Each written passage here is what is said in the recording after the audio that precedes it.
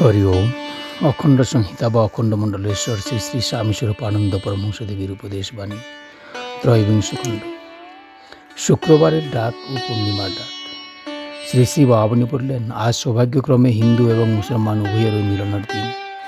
মুসলমানের আজ বিশেষ নামাজের দিন। জুম্মার নামাজে সবাই একত্র না হতে পারাটা একটা নিদারুণ পরিতাপের কথা। হিন্দুরও আজ মিলনের দিন, কেননা আজ পূর্ণিমা তিথি। অমাবস্যায় যে যার একক সাধনা করে, নীরবে নিবৃত্তে গোপনে। পূর্ণিমায় সবাই জ্যোৎস্না হসিত আকাশের নিচে উদার উন্মুক্ত মনে সমগ্র বিশ্বকে আহ্বান করে আবেদন জানাতে থাকবে, এসো পাশে বসো, একটি মাত্র লক্ষ্যে মন স্থির করো। হাজার দেবতার কথা ভুলে যাও, এমন সুদিনে আমরা মিলিত হয়েছি। আমরা সবাই সমান ভাগ্যবান।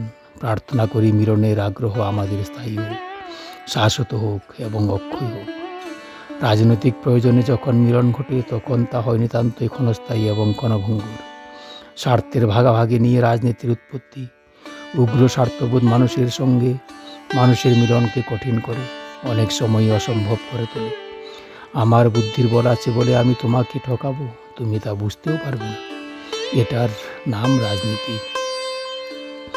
আমার ঐক্যের বল আছে বলে আমি তোমার উপরে অত্যাচার করব, তুমি প্রতিবাদটুকু করারও সাহস সঞ্চয় করতে পারবে না। এর নাম রাজনীতি।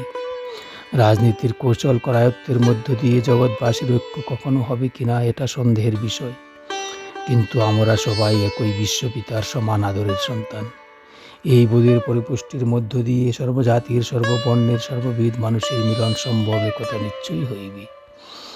আমাদের সাময়িক মিলনগুলি, ক্ষণিকের সম্প্রীতিগুলি তারই সুস্পষ্ট আভাস ও প্রতিশ্রুতি। এসো আমরা সবাই মিলে প্রতিজ্ঞা করি যে আমরা মানুষ মাত্রকেই ভালোবাসবো এবং মানুষ মাত্রেরই মঙ্গল সাধনের জন্য অবহেলে প্রাণ বিসর্জনের জন্য প্রস্তুত হব। জীবন্ত প্রাণ বলিদান। শ্রী শ্রী বাবাবনী বললেন, জীবনটাকে কোনো প্রকারে ইন্দ্রিয় নিচয়ের দাসরূপে বাঁচিয়ে রাখার ভিতরে কোনো সার্থকতা নেই। জীবনকে পরার্থে দান করে ফেলবার সামর্থ্যের ভিতরেই তার সার্থকতা এবং মহত্ব। কিন্তু কোনো প্রকারে মরে যেতে পারলেই কি প্রাণদান করা হলো? মরা পশুকে কি কেউ দেবতার নামে বলি দেয়? জীবন্ত প্রাণ বলি হলো আসল আত্মদান। আত্মদানকে সার্থক করার জন্য আমাদের নিজ নিজ জীবনকে জীবন্ত করে তোলা প্রয়োজন। তারই সাধনার নাম ব্রহ্মচর্য পালন। দিনে 7 বার স্নান করলেই মানুষ পবিত্র হয় না, ব্রহ্মচর্য পালনেই সেই পবিত্র।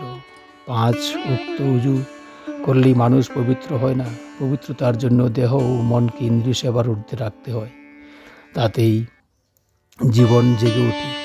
তেমন জীবনকে দেশের কাজে লাগাতে হয়। ইন্দ্রিয় সুখলুব্ধ আতুর মানুষ হঠাৎ একটা হুজুগে পরে জীবন বিসর্জন করলে সেই বিসর্জনের ফলে দেশের ও জাতির বল বাড়ে না। দেশ জুড়ে সর্বব্যাপক আত্মসংযমের সাধনাকে প্রচলিত করে তুলতে হবে। এই কাজে প্রত্যেকটি মানুষকে ব্রতী হতে বাধ্য করতে হবে। প্রতিটি মানুষকে বুঝিয়ে বলতে হবে যে পশুরা মানুষ হতে হতে দেবত্বে উন্নীত হবার পথে ছুটেছিল, কিন্তু আজ হঠাৎ তারা মুখ ফিরিয়ে উল্টো পতনের দিকেই গতিবেগ বৃদ্ধি করেছে। এই অবস্থার অবসান অবিলম্বেই চাই। সাম্প্রদায়িকতার দোষ। শ্রী শ্রী বাবাবনী বললেন, কোনো দেশে রাজায় প্রজায় তীব্র বিরোধ থাকলে, এক সম্প্রদায়ের লোকের সঙ্গে অন্য সম্প্রদায়ের লোকের ক্ষমাহীন বিদ্বেষ থাকলে, অবস্থাপন্ন ধনী লোকদের সঙ্গে সহায় সম্পদহীন দরিদ্র লোকদের অমৈত্রী থাকলে, দেশব্যাপী অরাজকতা, মহামারী ও খাদ্যাভাব থাকলে, স্ত্রী পুরুষের পারস্পরিক মর্যাদা লঙ্ঘনকারী অত্যাচার, অমিতাচার, ব্যভিচার প্রবলভাবে আত্মপ্রকাশ করলে, বা স্বেচ্ছাচারিতা ও স্বার্থপরতা মাত্রাহীন পর্যায়ে চলে গেলে, সেই দেশের মানুষ দেবত্ব লাভের অভিযানে যোগ্য অংশগ্রহণ করতে অক্ষম হয়। আমাদের দেশে এই সকল দুর্লক্ষণ কোথায়, কিভাবে, কতটা আত্মপ্রকাশ করেছে তা আমরা নিজ নিজ অনুভব শক্তির সাহায্যে কিছু কিছু নিশ্চয়ই অনুভব করতে পারি। যদি আমরা নিজেদের চোখে কোনো ব্যাপারকে সত্য সত্যি বিসদৃশ বলে অনুভব করে থাকি, তবে সঙ্গে সঙ্গে তার মূল্য উৎপাটন করার জন্য কে কী করতে পারি তা অবশ্যই আমাদের ভাবা প্রয়োজন। ভবিষ্যতে আপনা আপনি কী হবে বা হতে পারে তার দিকে অলস নেত্রে তাকিয়ে না থেকে আমাদের নিজ নিজ বুদ্ধি বীর্য অনুযায়ী কিছু না কিছু মঙ্গল কাজ প্রত্যেককেই করতে হবে।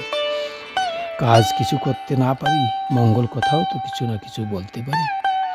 আমরা প্রত্যেক যদি প্রতিদান কিছু না কিছু করে অসৎ কথা অন্য লোকদের শোনাই এবং এই শোনানোর ব্যাপারটুককে নিজ নিজ ব্যক্তিগত স্বার্থের গণ্ডির বাইরে রেখে কথাও বলতে পারি, তাহলে যে কোনো এক অতি বৃহৎ দেশের অন্তরের সেই সুনিশ্চিত আমরা আগামী 10 বছরের মধ্যে ফিরিয়ে দিতে পারি।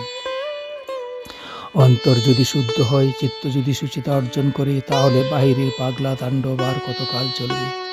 সাম্প্রদায়িক অন্ধতার রূপ যে বিশ্বধরী সহটুপিনী নিরন্তর ধ্বংসন করে আমাদের হৃৎপিণ্ড স্তব্ধ করে দিতে চাচ্ছে, তার হাত থেকে দেশ ও সমাজকে বাঁচাবার জন্য আজ আমাদের সকলের সম্মিলিতভাবে একাগ্র চেষ্টার প্রয়োজন পড়েছে। হরি ওম।